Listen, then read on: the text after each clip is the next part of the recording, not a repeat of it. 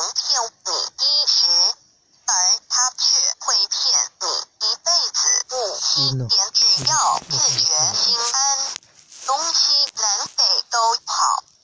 如有一人未睹，切莫自己逃了。8点，当你手中抓住一件东西不放时，你只能拥有这件东西。如果你肯放手，你就有机会选择别的。人的心若锁执自己的观念，不肯放下，那么他的智慧也只能达到某种程度而已。9点，如果你能够平平安安地度过一天，那就是一种福气了。